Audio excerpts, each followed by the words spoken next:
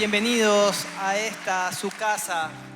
Espero que se encuentre muy gozoso disfrutando de venir a la casa del Señor. Espero que salude a la persona que está a su lado y dígale gracias por venir a la casa del Señor.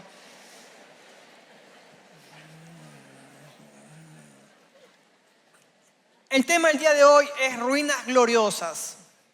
Y para eso vamos a explorar la vida de Nehemías, un líder judío ejemplar que en tiempos de gran adversidad Dios lo llamó para levantar a su pueblo.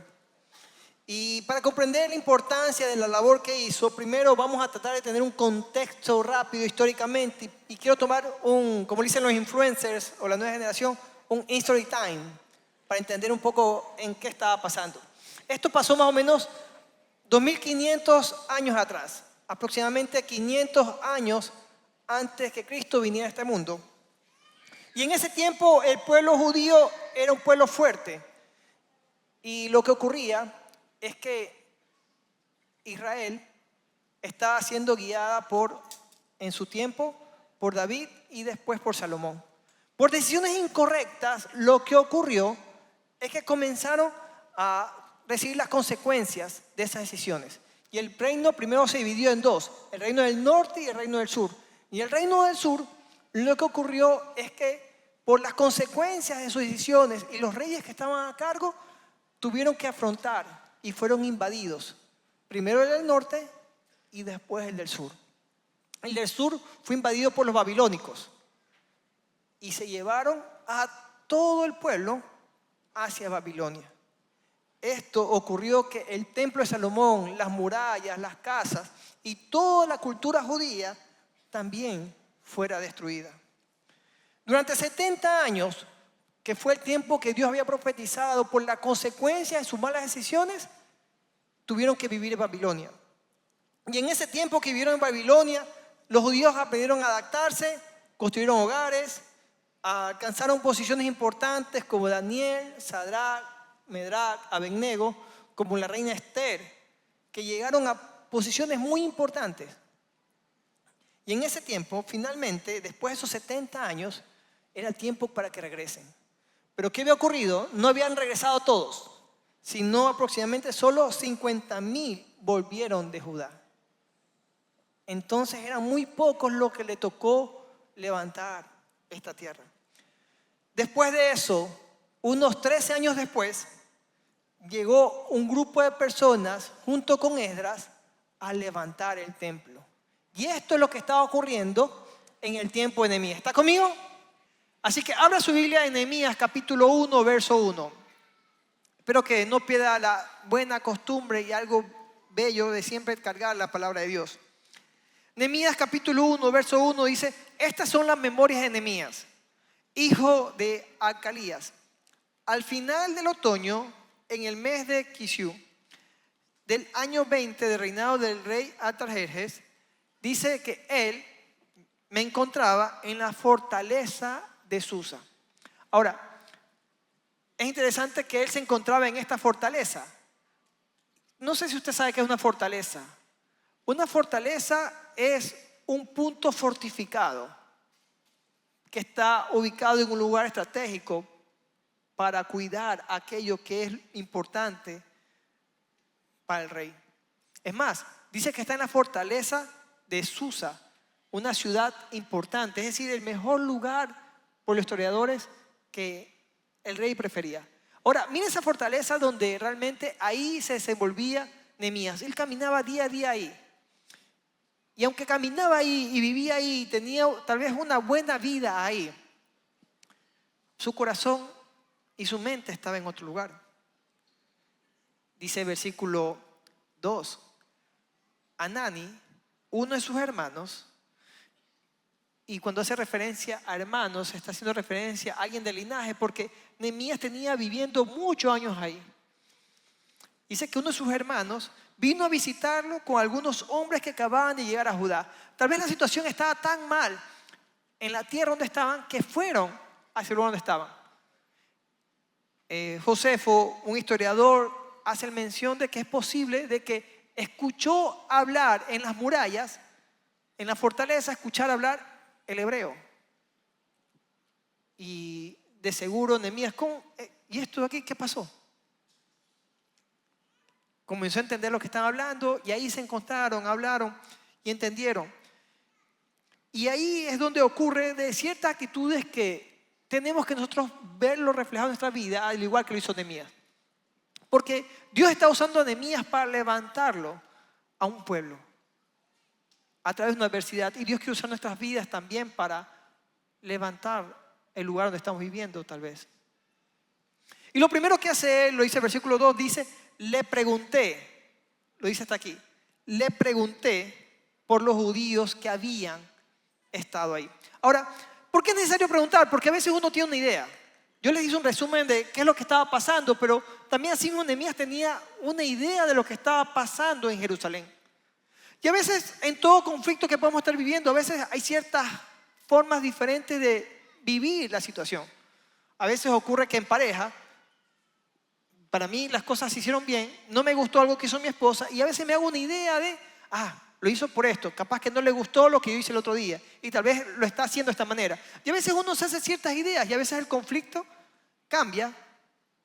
Y una de las primeras cosas para entender lo que está pasando, eso que nos está incomodando, tal vez hay una insatisfacción santa de algo que está mal ahí. Y lo primero que tenemos que ir es preguntar. Y preguntar significa importarnos genuinamente, importarnos lo que está pasando. Porque tal vez Nehemías pudo haber dicho, ya, ustedes vinieron, ya, qué chévere. Pasen, disfruten aquí, esta ciudad es bonita y todo lo demás. Pero él se preocupó por ellos. Y el versículo 2 dice, le pregunté por los judíos que habían regresado del cautiverio. Oye, ¿y qué pasó con ellos que se habían ido? ¿Cómo le está yendo a ellos? Y sobre la situación en Jerusalén. A veces preguntar nos va a ayudar a cambiar la forma como son las cosas. Y eso ocurrió con Nehemías. Él tal vez tenía una idea de lo que estaba pasando. Y al preguntar, tal vez las cosas cambió completamente. Versículo 3 lo dice de esta manera. La respuesta de ellos fue, me dijeron, las cosas andan bien. No, las cosas no andan bien. No solo que no andan bien. Dice, y los que regresaron a la provincia de Judá tienen grandes dificultades. Así que, capaz que le dijeron, ¿sabes qué? No regreses, no vengas. ¿Sabes qué? Las cosas están mal aquí en este lugar. Y no solo eso, los que regresaron no solo están mal, sino que viven ¿en qué? En desgracias. En palabras nuestras, ¿sabes qué? Le cayó todos los males encima. Las cosas no estaban bien. Le dice, la muralla de Jerusalén fue derribada y las puertas fueran consumidos por el fuego. Por mucho tiempo habían tratado de levantar las murallas y enemigo tras enemigo la habían tirado abajo. Así que literalmente dice, estaban viviendo en desgracia. Las cosas estaban peor de lo que él pensaba. A veces hay una insatisfacción, hay algo que ocurre en nosotros, en nuestra familia, o en donde estamos viviendo, en el lugar donde estamos, que vemos que las cosas están mal y cuando preguntamos las cosas están peor. Y puede ser que a usted esta semana le haya llegado una mala noticia o algo malo que está ocurriendo. ¿Qué hace usted ahí? Le digo lo que hizo este hombre, Nehemías. Y lo primero que dice el versículo 4, dice que cuando oyó esto de aquí, oyó esa noticia que había ocurrido hace 1000 kilómetros de distancia, lo que hizo fue sentarse a llorar. Fue tanto el dolor de lo que había escuchado que ni siquiera pudo estar de pie, sino que tuvo que inclinarse para llorar. Y a veces ocurre que las noticias pueden ser que nos embarguen y a veces los hombres tratamos de ser muy, no pasa nada. Y a veces la esposa le pregunta, ¿qué te pasa? Nada. Pero por dentro estamos, nuestra alma desgarrada, partida. Que a veces ni siquiera queremos dar el lujo de llorar. No sé si usted conoce a un hombre así. Pero esto ocurrió que a veces el hombre trata de poner esa cara que todo está bien. Nehemías ni siquiera pudo hacer eso. Era tanto el dolor que se echó en lágrimas. Y uno puede pensar, bueno, ¿por qué llora? Tú estás bien, tú estás cómodo, tú estás en un lugar tranquilo. ¿Te pasó a ti? Alguien le pudo haber dicho. Pero la verdad es que él está interesado en un pueblo que nunca había conocido. Él nunca había ido para allá. No sabía por qué. Pero algo Dios estaba marcando en su corazón. Su corazón estaba en las cosas de Dios. Y el corazón de Dios estaba en el pueblo, en Jerusalén. Entonces su corazón no estaba en él mismo. Lo que está ocurriendo es un llamado de Dios hacia un lugar que no había estado. Porque su corazón estaba en Dios. Hemos visto durante toda esta semana la importancia de conocer el corazón de Dios. Y cuando conocemos el corazón de Dios, lo que nos hace es amar lo que Él está amando. Y esto estaba ocurriendo con la vida de Nehemías. Su reacción fue llorar, fue una reacción extrema donde realmente no solo se sintió mal por Jerusalén, sino que realmente comenzó a llorar e hizo duelo. Y a veces uno, cuando ocurren noticias fuertes, uno tiene que tomar un tiempo de duelo, de luto por lo que está pasando, para asimilar lo que está pasando. A veces queremos hacer como que las cosas no pasen nada y a veces es como queremos caminar con una herida abierta. Y tenemos que tomar un tiempo para sanar, para ocurrir lo que está pasando, para saber la herida de lo que está pasando. Y eso ocurrió con él. Dice que hizo duelo por unos días. Porque Dios está usando este tiempo para hacer algo respecto a esta situación. Antes de Dios usar a Nehemías para que hiciera algo con el pueblo, Dios estaba haciendo algo con Nehemías. Y tal vez el duelo que estamos pasando, o lo que está ocurriendo, lo que está haciendo es que Dios está haciendo algo con nosotros en este tiempo. Toda gran obra de Dios comienza con Dios haciendo una gran obra con alguien. Y nos dice inmediatamente, el versículo nos dice, y ayuné, lloré. Este es un buen patrón de lo que Él está haciendo. Dice que lloró, hizo duelo, ayunó, lloró. Es fundamental buscar a Dios en ayuno. ¿Qué es el ayuno? El ayuno es un tiempo donde uno se abstiene para buscar a Dios. Pero a veces tomamos el ayuno como una huelga de hambre. Mira lo que está pasando en mi familia, Señor, así que no voy a comer hasta que tú hagas algo. Eso se llama huelga de hambre. Los jubilados mucho tiempo hacían eso, ¿sabes qué? No vamos a comer hasta que se nos pague. De igual manera nosotros a veces somos así con Dios. Señor, hasta que no se haga lo que yo quiero, no voy a comer. Eso no es ayuno. Ayuno es al revés. No voy a comer hasta yo entender tu propósito en mí, en este lugar, en lo que estás haciendo. ¿Sí ve la diferencia? Él estaba ayunando. Y a veces es necesario. Y nos pasa. En ocasiones ha ocurrido cosas que no entiendo. Pero Señor, si están de esta manera, ¿por qué ocurre esto? ¿Por qué está pasando esto? No entiendo. Y a veces uno tiene que meterse. Y a veces tiene que ser un ayuno sin fecha específica para, Señor, permite entender lo que está pasando. Al final uno termina, es verdad, te entrego esto, entiendo lo que estás haciendo. Y así fue este ayuno de lo que hizo Nehemías. ¿Cómo está su hábito? ¿Cuándo fue la última vez que ayunó? Creo que es necesario que vuelva a tomar de forma personal este hábito. No solo que dice que lloró, hizo duelo, ayunó, sino también nos dice lo que no hizo. ¿Sabe lo que no hizo Nehemías? Nehemías no se quejó, no lloriqueó, no vio y dijo, bueno, ¿y quién va a resolver esto aquí? Él inmediatamente hizo lo que tenía que hacer y buscó a Dios. Ahora, del versículo 5, del capítulo 1 al versículo 11, nos habla de la oración que hizo Nehemías. Y por tiempo me gustaría mandarle como tarea, léalo. Y ora poniendo su familia, su vida, su ciudad en esa oración. Y es interesante cómo termina la última parte del versículo 11. Dice, oh Señor, te suplico que oigas mi oración. Escucha las oraciones de todos aquellos quienes nos deleitamos en darte la honra. Te suplico que hoy me concedas éxito y hagas que el rey me dé su favor. Es interesante cómo al final está pidiendo gracias, Señor. Permite darme la gracia delante del rey. Permite que pueda honrarte en lo que tú me estás pidiendo.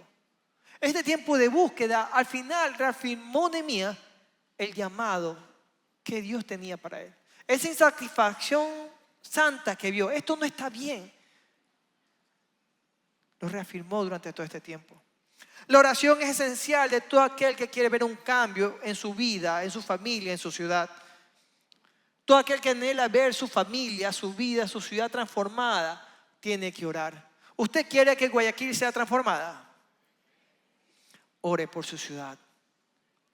La oración es fundamental porque nos permite tener claro la visión por que uno tiene. Si su visión es tan grande que solo Dios lo puede llevar a cargo, con mayor razón y obviamente tiene que orar, porque su fuerza no va a ser. Ahora, si su oración no es necesaria porque puede hacerlo en sus propias fuerzas y tal vez está alcanzando sus objetivos y sus metas, déjame decirle, tal vez su visión está muy lejos de lo que Dios quiere para usted. Y necesita caminar en esa visión y propósito que Dios tiene para usted. Termina este versículo 11, este capítulo 1, con estas palabras. Y si usted tiene su Biblia, me gustaría que subraye porque tiene tanto peso. Dice, en esos días yo era copero del rey. Era copero del rey. Ahora, ¿qué era un copero?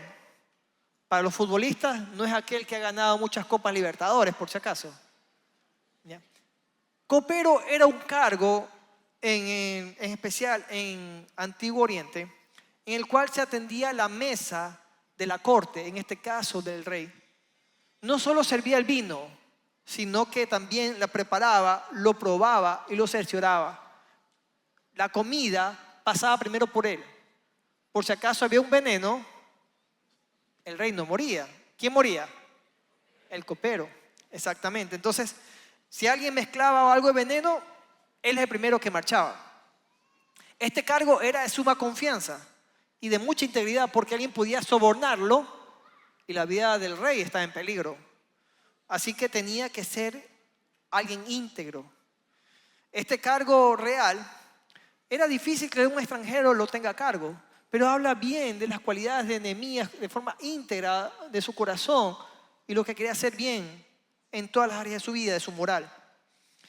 Y aún siendo copero, el copero era de mucha confianza. Les tocaba estar cerca, escuchar conversaciones delicadas y saber muchas cosas, y no porque él buscaba enterarse, él se enteraba de muchas cosas. No podía replicarlas. Pero aunque era de mucha confianza, es posible que no era de mucha influencia. Y es como muchos cargos hoy en día. Hay personas que les toca manejar y llevar a otra persona, y le toca escuchar muchas decisiones.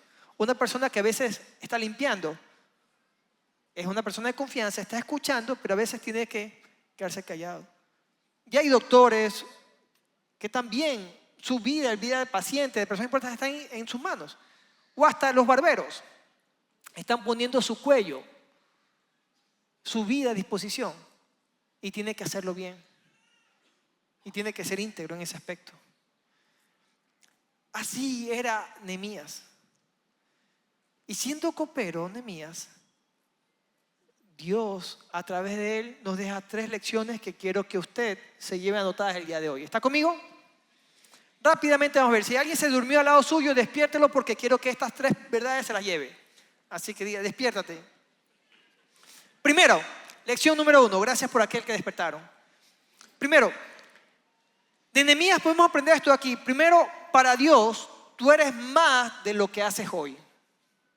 Repito, para Dios, tú eres más de lo que estás haciendo hoy.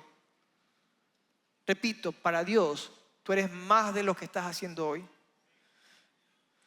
Nehemías, siendo un simple copero, Dios lo usó para levantar una ciudad. Y seamos realistas. ¿Qué puede hacer un copero? Alguien que sirve el vino para levantar un pueblo. Dígame la verdad. ¿Qué puede hacer humanamente? ¿Usted le pudiera la confianza de la ciudad? Humanamente, no. Pero Dios, que lo ve todo, sí. Y lo que estamos, en el lugar donde Dios nos ha puesto, Dios lo ve. Y lo que está haciendo va más allá de lo que usted pueda ver. Dios tiene un propósito para usted inigualable.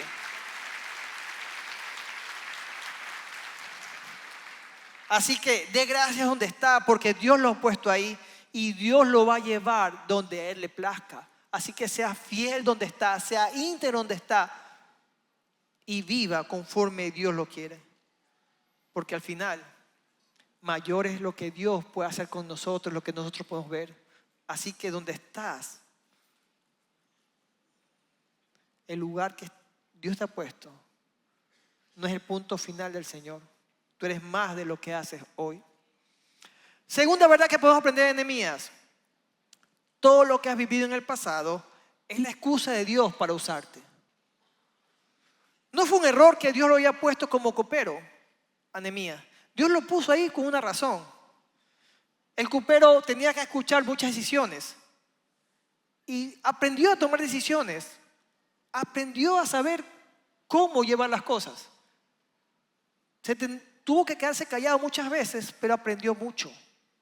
Y eso se vio reflejado en su vida. Por ejemplo, en el capítulo 2, versículo 6, si usted da la vuelta a la página, ahí vemos cómo cuando fue el tiempo oportuno, entendiendo que era estar como copero del rey y vio cómo tenía que tomarse decisiones, él estaba listo y preparado. Al principio el rey le dice, ¿qué te pasa? ¿Que te veo mal? Y Nehemías le dice, ¿sabes qué? Es que está pasando esto aquí. Pero me gusta este juego de preguntas. Dice que la reina y el rey le preguntan, ¿y cuánto tiempo te tomará hacer esto? A veces, ¿qué pasa? No me gusta esto. Bueno, ¿y cuánto te cuesta? ¿Cómo es? ¿Qué vas a hacer? Ah, no sé. Él estaba tan preparado en el lugar donde estaba que cuando le preguntaron, ¿qué vas a hacer? Él le dijo, ¿sabes qué? Me va a tomar tanto tiempo, voy a llevar esto, necesito que me ayude con esto, necesito su autorización en esto. Estaba el plan tan detallado. Tal vez estaba bajo la sombra como copero, pero es la oportunidad que Dios quiere para que nosotros nos desarrollemos en ese lugar de sombra. A veces uno dice, quiero servirte, Señor. Quiero que todo el mundo escuche cómo canto, cómo adoro. Antes que todo el mundo te vea, la idea es que Dios te ve. Y si es que ahí donde estás no lo haces para Dios, sabes que es muy difícil en otro lugar lo vas a hacer. Tal vez cuando nadie te ve, recuerda que Dios te ve. Y él a la sombra, como en ese cargo como copero, Dios lo veía. El mejor lugar para crecer es en la sombra. Y en vez de rezongar y decir, ¿para qué estoy aquí? ¿Para qué Dios me puso aquí? Dé gracias porque Dios ahí lo está haciendo crecer.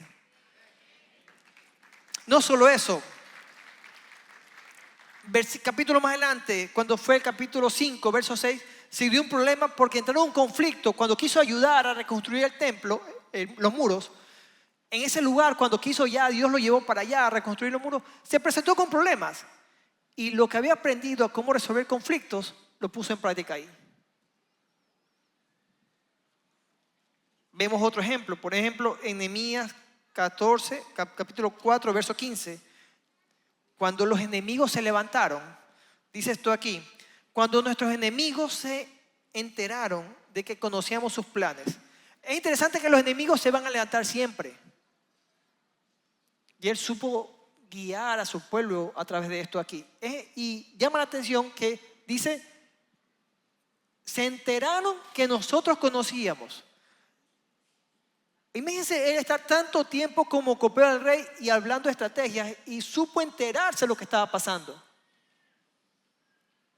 Y dice, cuando se enteraron de que conocíamos su plan y que Dios mismo los había frustrado, no solo que se fue preparado para saber cómo llegar y cuidar, sino que también eso, que aún lo que él pensaba, lo puso en manos de Dios. Y no solo eso, sino que le dio la gloria a Dios.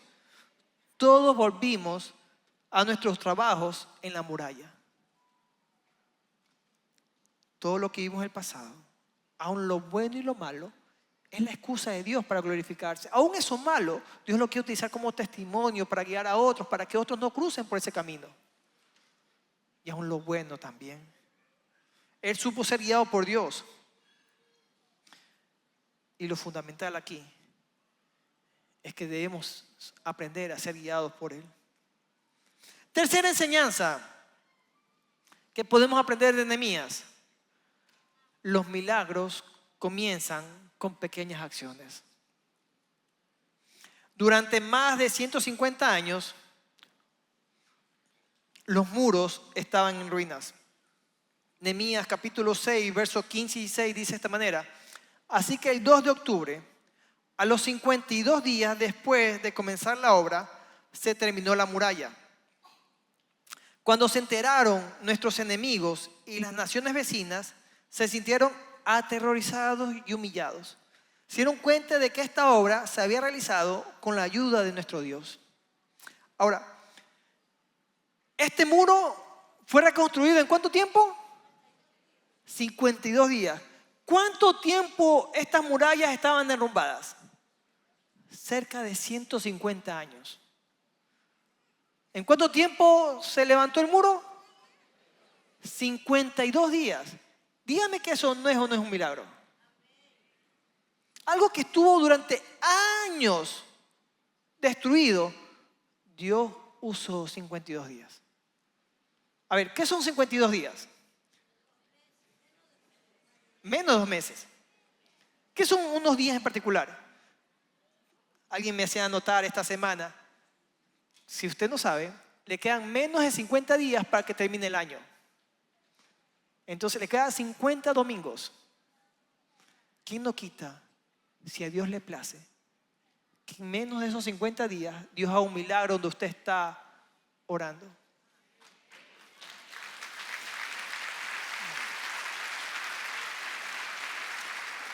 $52 días, menos de 2 meses, lo decía. Eso fue el tiempo que Nehemías usó para levantar esta ciudad. Quiero pedirle aquí a Alejandro que me acompañe. Quiero pedirle que Laura se encuentre de un lado y Alejandro del otro. Quiero ejemplificar lo que estaba ocurriendo con ellos. Nehemías lo que hizo, vino a ver la realidad de esta ciudad.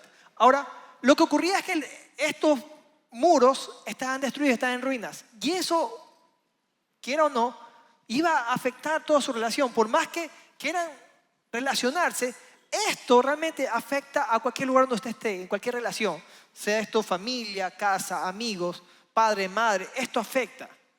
Y la realidad es que a veces esto es tan grande que parece todo un muro, que a veces lo que uno ve en esa relación es todo ese dolor, esas mentiras, esos vicios, que uno no puede ver más allá de eso.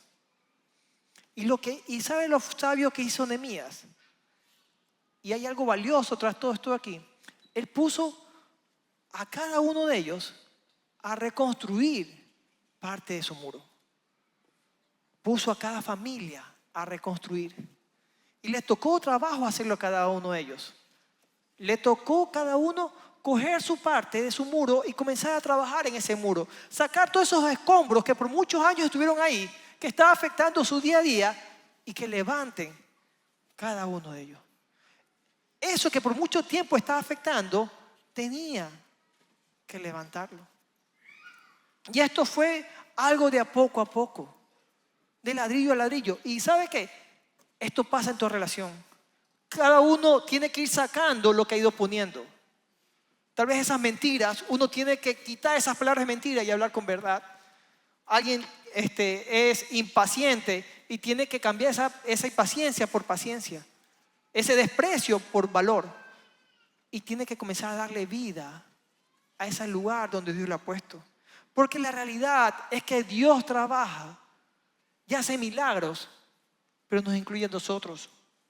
Por ejemplo, el profeta Elías, cuando oró que cayera fuego del cielo, él mismo tuvo que primero levantar un altar, llevar las piedras, construir el altar, cavar un cerco, matar al becerro, echarle agua, y ahí Dios obró. Cuando Dios levantó a Lázaro, los discípulos tuvieron que mover la piedra. Cuando Dios le dijo a Pedro que pesque y tenga la pesca milagrosa, Pedro lo dijo: lo hice por mucho tiempo, pero ahora en tu nombre lo hago. Y Dios hizo el milagro. Y eso que por mucho tiempo era escombros, eran ruinas que afectaba, ahora Dios quiere construir una muralla que va a sostener su familia, su hogar, y no haya ningún problema para que ahora puedan acercarse de una forma genuina en su relación. ¿Está conmigo? Gracias. ¿Qué nos enseña esto aquí?